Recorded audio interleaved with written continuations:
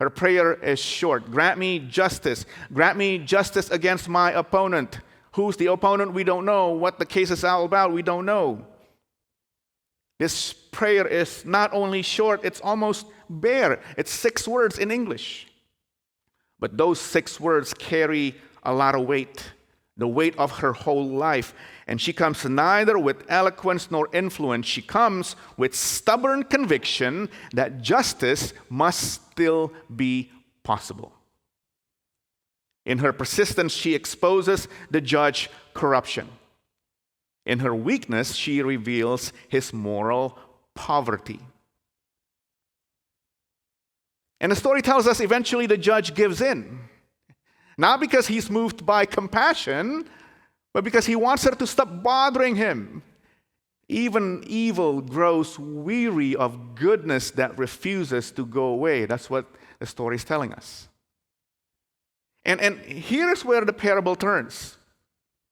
Jesus says, if even an unjust judge can eventually yield to persistence, how much more will God? The God who is just, the God who is merciful, the God who is good always. How much more will God hear the cries of those who cry out to him day and night?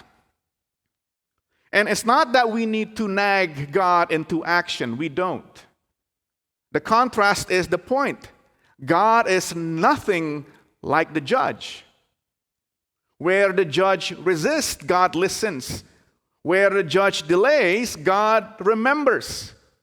Where the judge acts in order to silence, God acts to save.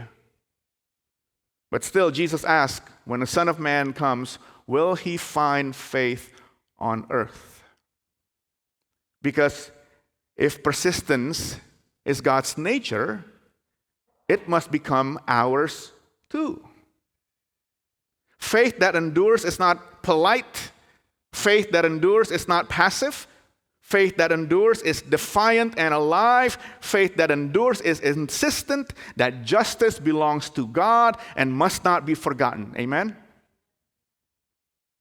But the widow's story is not a lesson in endurance alone. It's not enough. The story is actually about a mirror. And the question is not, can God be trusted? Of course, God can be trusted. The question is, will we still be standing? Will we still be praying? Will we still be hoping when justice seems delayed?